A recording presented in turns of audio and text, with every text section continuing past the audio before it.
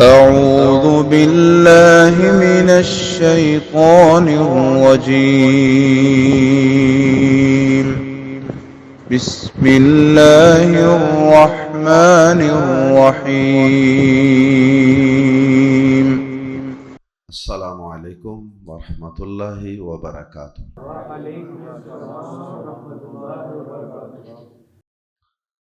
سورۃ الزمر آیت نمبر 36 سے 40۔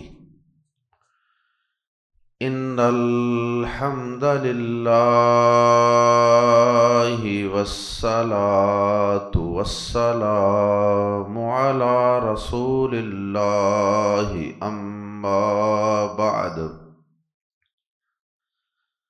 اعوذ باللہ السمیع العلیم من الشیطان الرجیم من ہمزہ ونفخہ ونفثہ۔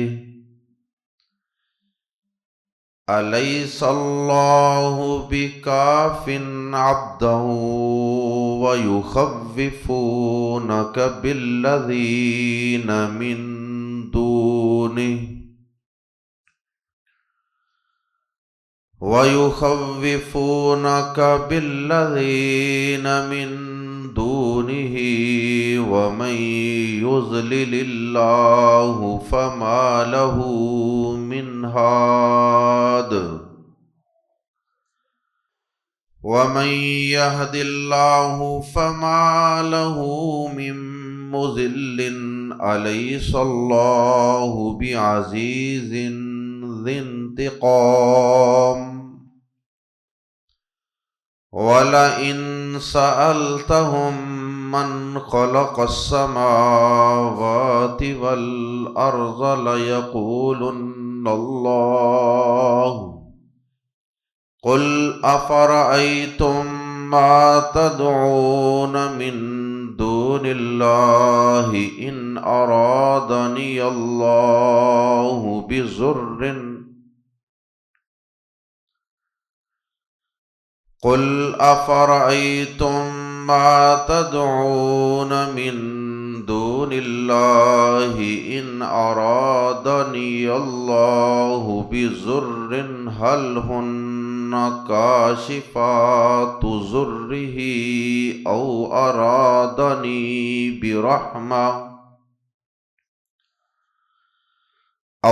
أَرَادَنِي بِرَحْمَةٍ هَلْ هُنَّ مُمْسِكَاتُ رَحْمَتِهِ قُلْ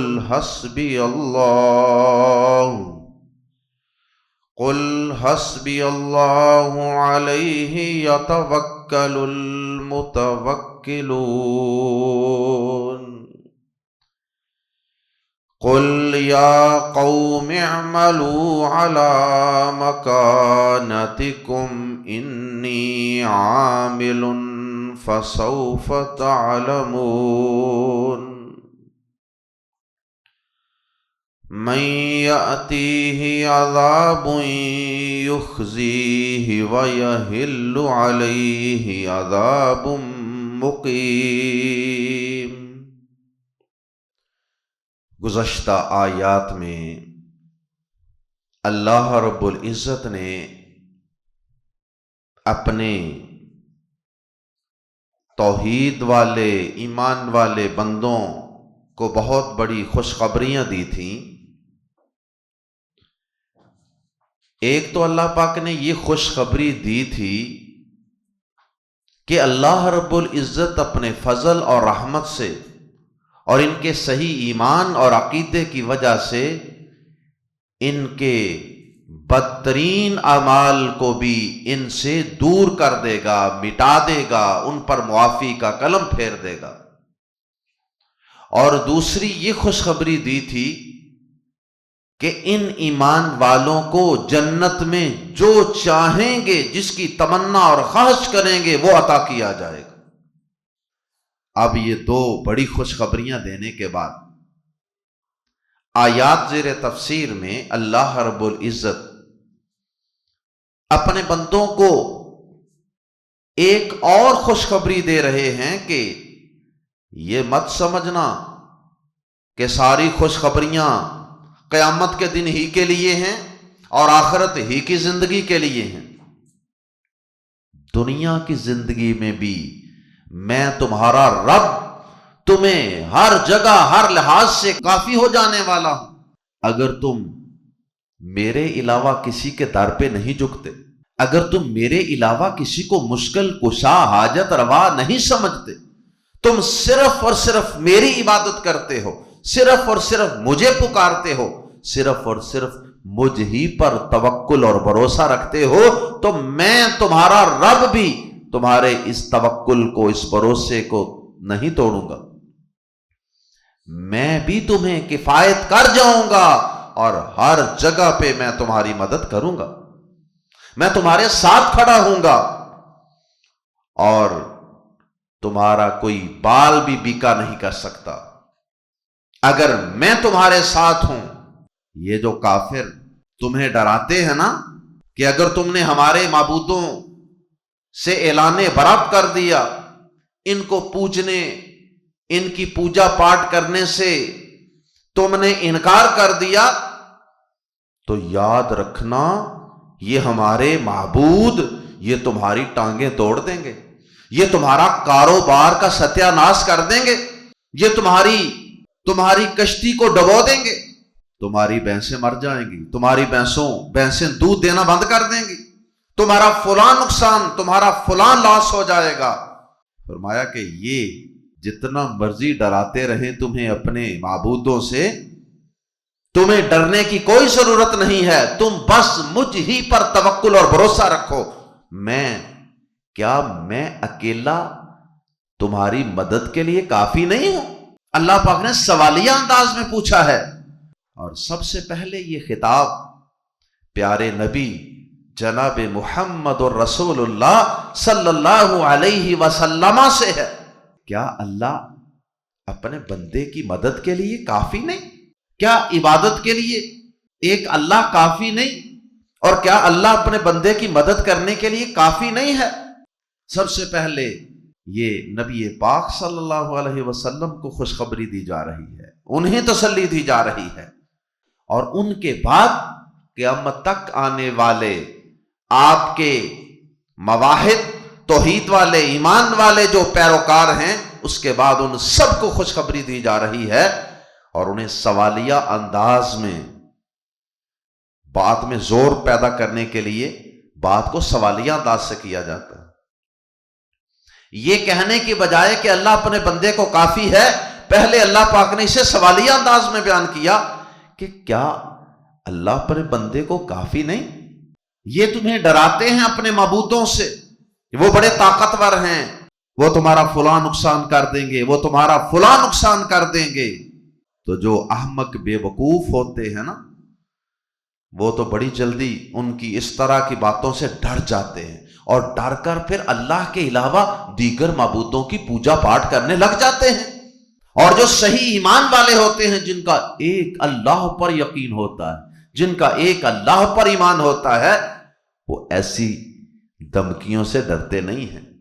انہیں یقین ہوتا ہے کہ اگر ہمارا رب ہمیں کوئی نفع، کوئی فائدہ پہنچانا چاہے تو دنیا کی تمام مخلوقات مل کر بھی ہمارا نقصان نہیں کر سکتے، اور اگر ہمارا رب ہی ہمیں کوئی نقصان پہنچانا چاہے تو دنیا کی ساری طاقتیں، دنیا کے سب جھوٹے معبود مل کر بھی ہمیں نفع اور فائدہ نہیں پہنچا سکتے۔ ایمان والوں کا تو یہ یقین ہوتا ہے۔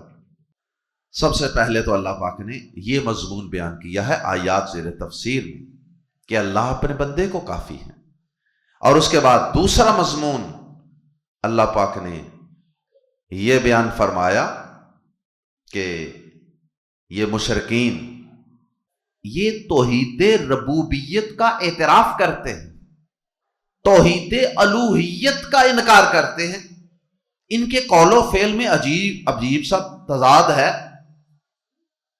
اور ان مشرکین کی عجیب و غریب جہالت ہے کہ جب آپ ان سے یہ پوچھیں گے نا زمین و آسمان کو پیدا کس نے کیا، فوراً کہیں گے اللہ نے۔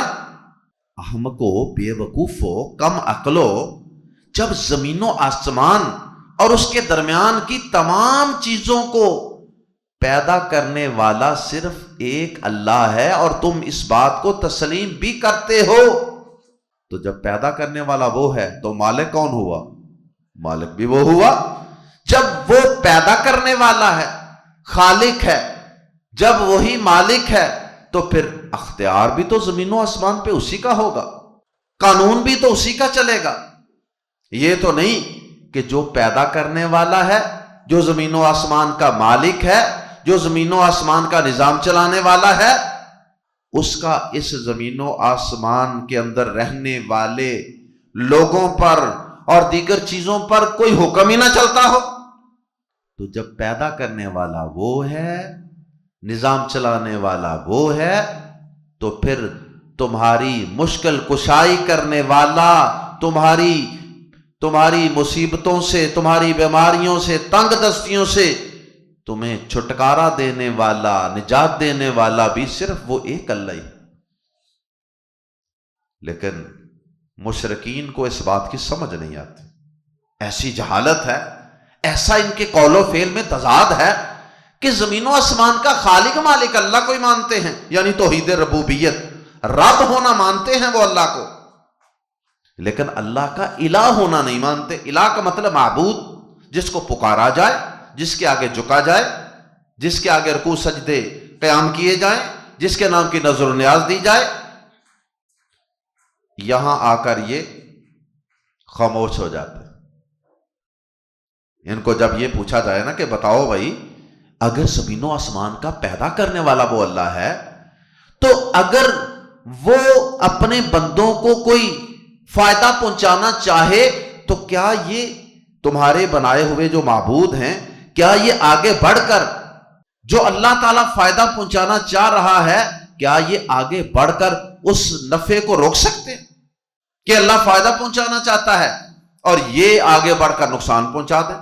اور ایسے ہی اس کے الٹ، پہلے سوال کے جواب میں تو یہ فوراً کہتے ہیں ہاں زمین و آسمان کو پیدا اللہ نے کیا، لیکن جب آپ یہ سوال کرتے ہیں نا کہ بتاؤ اگر اللہ مجھے نفع پہنچانا چاہے تو کیا یہ تمہارے بنائے ہوئے معبود یہ اس نفع کو روک سکتے ہیں، تو یہ آگے سے خاموش ہو جاتے ہیں۔ ان مشرکوں کو چپ لگ جاتی ہے، لاجواب ہو جاتے ہیں، سمجھتے بھی نہیں اور ان کے پاس کوئی معقول جواب بھی نہیں۔ تو پھر یہ نہیں بولتے تو نہ بولیں، اے نبی صلی اللہ علیہ وسلم آپ خود ہی پھر انہیں کہہ دیجئے، قل حسبی اللہ علیہ یتوکل المتوکلون۔ ٹھیک ہے، پھر تم نہیں بولتے تو نہ بولو، میں تو بول رہا ہوں، میں تو اپنا عقیدہ واضح کر رہا ہوں کہ مجھے اللہ ہی کافی ہے اور میں اسی پر توکل اور بھروسہ کرتا ہوں۔ آئیے قرآن مجید کے الفاظ میں پڑھتے ہیں، آیت نمبر 36، الیس اللہ، کیا نہیں ہے اللہ، بکافن، یہ بازر بھی پریپوزیشن ہے، اور کافن کافی، یہاں بازر بھی کا ترجمہ کرنے کی ضرورت نہیں اردو زبان کے اسلوب میں۔ الیس اللہ بکافن، کیا اللہ کافی نہیں ہے عبدہ، اپنے بندے کو، اور بندے سے مراد سب سے پہلے جناب محمد رسول اللہ صلی اللہ علیہ وسلم، اور پھر اس کے بعد قیامت تک آنے والا آپ کا ہر فالوور جو توحید پر اور آپ کے منہج اور آپ کے عقیدے پر قائم ہے۔ بڑا ہی شاندار جملہ، کاش کہ ہم اس طرح کے قرآن مجید کے چھوٹے چھوٹے خوبصورت جملوں کو زبانی یاد کر لیں اور ان کی ایک لسٹ تیار کر لیں اور انہیں وقتاً فوقتاً اپنے روزمرہ کے محاوروں میں، گفتگو میں استعمال کیا کریں۔ جب بھی کہیں کوئی مشکل ہو، کوئی پریشانی ہو، تو ہم اس وقت ایک دوسرے کو یہ جملہ سنائیں۔ جب ہمارا کوئی ساتھی، ہمارا کوئی دوست، ہمارا کوئی بھائی پریشان ہو کہ اب کیا بنے گا، اب کیا ہوگا، تو اسے یہ جملہ سنایا جائے اور اس کے ایمان کو بڑھایا جائے، الیس اللہ بکاف عبدہ، کہ اللہ اپنے بندے کو کافی نہیں؟ Is not Allah sufficient for his servant? وَيُخَوِّفُونَ، اور وہ ڈراتے ہیں، مشرک کا آپ کو خوف دلاتے ہیں، ڈراتے ہیں، بازر بی سے، کن سے؟ الذین من دونہ، جو اس کے سوا ہیں، یعنی اللہ کے سوا جو معبود لوگوں نے بنا رکھے ہیں، یہ مشرک آپ کو ان سے ڈراتے ہیں۔ وَيُخَوِّفُونَكَ بِالَّذِينَ مِن دُونِهِ، اور وہ آپ کو ان سے ڈراتے ہیں جو اس کے سوا ہیں، یعنی اللہ کے سوا ہیں، جو اللہ کے سوا انہوں نے معبود بنا رکھے ہیں، یہ آپ کو ان سے ڈراتے ہیں کہ اگر ان کو نہ ماننا برباد کر دیں گے، تباہ کر دیں گے، ستیہ ناش کر دیں گے۔ اور مشرکین کا اپنے معبودوں سے لوگوں کو ڈرانے کا تذکرہ سورہ ہود میں، سورۃ الانعام میں، سورہ قمر میں موجود ہے۔ اکثر لوگ تو ان کے اس ڈراوے پر ڈر جاتے ہیں اور گمراہ ہو جاتے ہیں اور ان معبودوں کی پوجا پاٹ کرنے لگ جاتے ہیں، وہ گمراہ ہیں۔ فرمایا وَمَن يُضْلِلِ اللَّهُ، اور جسے اللہ گمراہ کر دے، فما، تو نہیں، لہو، اس کے لیے یا اسے، من ہادن، کوئی ہادی، کوئی ہدایت دینے والا، کوئی راہ پر لانے والا۔ اور جسے اللہ گمراہ کر دے، اللہ گمراہ کر دے کا مطلب یہ ہوتا ہے کہ اللہ نے ہدایت اور گمراہی کے ضابطے قانون مقرر کر رکھے، ان ضابطوں کی زد میں جو بھی آ جاتا ہے وہ گمراہ ہو جاتا ہے۔ تو پھر جب کوئی شخص اللہ کے مقرر کردہ ضابطوں کے مطابق گمراہ ہو گیا، ان مشرکوں کے ڈراووں میں آ گیا، تو بس پھر وہ پٹک گیا، اب اس سے کوئی سیدھی راہ پر لانے والا نہیں ہے۔ اور جو موحد ہوتا ہے وہ ان ڈراووں میں، ان دھمکیوں میں نہیں آتا۔ جو رب سے ڈر جاتا ہے نا، پھر وہ کسی اور سے نہیں ڈرتا۔ یہ ایک سجدہ جسے تو گراں سمجھتا ہے، 1000 سجدے سے دیتا ہے آدمی کو نجات۔ جو ایک اللہ کے آگے جھک جاتا ہے، پھر وہ جگہ جگہ جھکنے سے، ڈرنے سے بچ جاتا ہے۔ توحید سے بڑی سچی بات ہے کہ توحید سے بڑی کوئی طاقت اور قوت نہیں ہے۔ توحید بہت بڑی قوت ہے انسان کے اندر، کہ صرف ایک اللہ اور میرا کوئی کچھ نہیں بگاڑ سکتا۔ تو جو مواحد ہیں وہ ایسی دھمکیوں سے نہیں ڈرا کرتے کہ اگر بزرگوں کی نہ مانی، فلاں آستانے پر نہ گئے تو تمہیں اولاد نہیں ملے گی۔ میرے استاد محترم، اللہ ان کی قبر کو منور فرمائے، ان سے راضی ہو جائے، ان کو معاف فرمائے۔ جب اللہ نے ان کو توحید کی سمجھ دی، پہلے وہ خود بیان کرتے ہیں کہ میں نے اور ہم نے وہ کچھ جہالتیں کی ہوئی ہیں کہ جو ناقابل بیان۔ کہتے جب اللہ نے مجھے تھوڑا سا مطالعہ کیا، صرف لوگوں نے کہا کہ یار کو قرآن حدیث تو پڑھو، شہر میں آ گیا تو تھوڑا سا جب مطالعہ کیا، پتا چلا کہ ہم کدھر جا رہے ہیں۔ پھر اللہ نے کہتے ہیں ایسی توحید کی سمجھ دی، پھر انہوں نے ساری زندگی اللہ کی توحید کا پرچار کیا۔ باقی سارا خاندان، فیملی ابھی اسی شرک کے راستے پر ہی چل رہی تھی، سارے ناراض، ماں ناراض، باپ ناراض، بھائی ناراض۔ ان کے ہاں یہ جو میرے استاد محترم تھے نا، یہ اسکول کے استاد تھے بنیادی طور پہ، لیکن انہوں نے دین بھی بہت ہمیں سمجھایا، سکھایا۔ ان کے ہاں جو بچہ پیدا ہوتا وہ فوت ہو جاتا، چند ہفتوں بعد، چند مہینوں بعد فوت ہو جاتا۔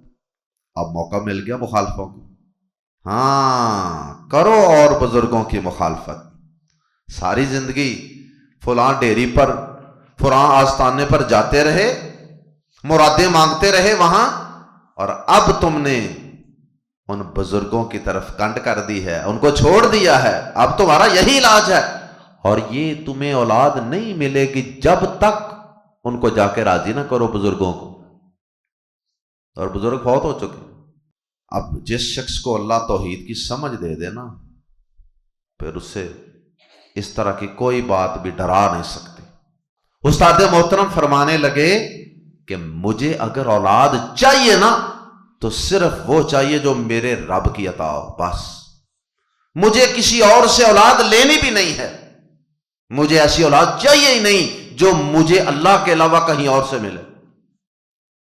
اگر تمہارے بقول ملتی بھی ہے نا، ویسے تو اللہ کے علاوہ کوئی دیتا ہی نہیں، تمہارے بقول اگر کوئی اللہ کے علاوہ کوئی اور بھی دیتا ہے تو مجھے وہ اولاد چاہیے ہی نہیں کہ جس سے میری توحید جاتی رہے۔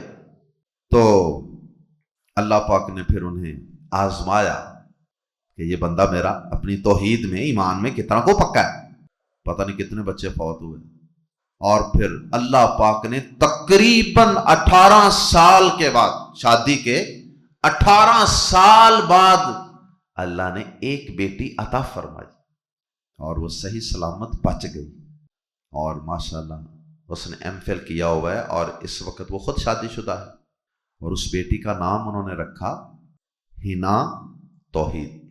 ہنا اس کا نام رکھا، اور اس کے ساتھ توحید کا لفظ لگا دیا کہ یہ اللہ کی توحید پر قائم رہنے کے بعد اللہ نے مجھے عطا فرمائی۔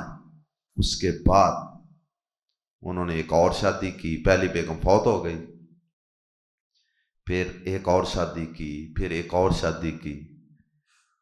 اللہ پاک نے بیٹا دیا، عبداللہ نام رکھا، پھر بیٹا دیا، اس کا نام ابراہیم رکھا، پھر اللہ نے بیٹیوں کی لائنیں لگائیں، کسی کا نام مریم، کسی کا نام ثنا، کسی کا نام خنسا، اور سب کے ناموں کے ساتھ توحید توحید توحید توحید۔ یہ اللہ نے مجھے اپنی توحید پر قائم رہنے کے نتیجے میں عطا فرمائی۔ آج ماشاءاللہ ان کا اچھا خاصا بڑا کنبہ خاندان ہے، بیٹے بھی بیٹیاں بھی، اللہ نے سب کچھ عطا فرمایا۔ تو یہ آزمائش بھی ہوتی ہے بعض اوقات، اور ہم فٹافٹ چل پڑتے ہیں، چلو جی فلاں بیری کے درخت کے نیچے جا کے چادر بچھاؤ، اور اگر وہاں پتا گرا تو یہ ملے گا، فلاں چیز گری تو یہ ملے گا۔ یہ عقیدے کی کمزوریاں ہیں، شیطان ڈراتا ہے، اور مشرک بھی ڈراتے ہیں اپنے معبودوں سے، یہ تمہارا یہ نقصان کر دیں گے، یہ نقصان کر دیں گے۔ فرمائے وَيُخَوِّفُونَكَ بِالَّذِينَ مِن دُونِهِ وَمَن يُضْلِلِ اللَّهُ فَمَا لَهُ مِنْ هَادٍ، اور وہ آپ کو ان سے ڈراتے ہیں جو اس کے سوا ہیں، یعنی اللہ کے سوا، اور جسے اللہ گمراہ کر دے پھر اسے کوئی راہ پر لانے والا نہیں۔ اور آگے ذکر کیا توحید والوں کا، جو توحید پہ ڈٹ جاتے ہیں، جو کسی کے ڈرانے پر ڈرتے نہیں ہیں۔ فرمایا وَمَن يَهْدِ اللَّهُ، اور جسے اللہ ہدایت دے دے، اور جسے اللہ راہ پر لے آئے، سیدھی راہ پر چلا دے، فَمَا، فا پھر ما نہیں، لہو اسے، من مضل کوئی گمراہ کرنے والا، پھر اسے کوئی گمراہ نہیں کر سکتا۔ جیسے میں نے ایک مثال آپ کے سامنے عرض کی کہ بڑوں نے گمراہ کرنے کی کوشش کی، لیکن جب اللہ نے اپنی توحید کی صحیح سمجھ اور فہم عطا کر دیا، پھر 18 سال بھی انتظار کوئی مشکل نہیں لگتا۔ اور میں نے دیکھا ہے کہ لوگوں کو اولاد نہیں ملتی، اللہ نے سمجھ بھی دی ہوتی ہے، لیکن کوئی سال بعد، کوئی 2 سال بعد، کوئی 3 سال بعد، کوئی 4 سال بعد پھڑک جاتا ہے، صبر کا بندھن ٹوٹ جاتا ہے، اور کبھی ادھر کبھی ادھر، کبھی فلاں جگہ کبھی فلاں جگہ۔ علاج ضرور کراؤ جو سنت ہے، لیکن یہ سمجھ کر کہ فلاں بزرگ بس ایک پھونک ماریں گے، یا فلاں جگہ پر جا کر ہم درخت کو جھاڑیں گے، یا وہاں جا کر جھاڑو پھیریں گے تو بس اس کے بعد پھر جولی بھر جائے گی، یہ خالصتاً شیطانی سوچ ہے اللہ کی قسم۔ اور پھر وہاں جا کر جھاڑو جو پھیرا جاتا ہے نا، وہ جھاڑو پھر ساتھ ایمان کو بھی پھر جاتا ہے۔ الیس اللہ، کیا نہیں اللہ، بی عزیزن، سب پر غالب، کیا اللہ سب پر غالب نہیں ہے؟ کیوں ڈرتے ہو اس بات سے کہ فلاں یہ کر دے گا، فلاں یہ نقصان کر دے گا؟ کیا اللہ غالب نہیں ہے سب پر؟ ذی انتقام، کیا وہ اپنے مواحد بندوں کی خاطر ان کے دشمنوں سے، کیا اللہ تعالیٰ انتقام لینے والا نہیں ہے؟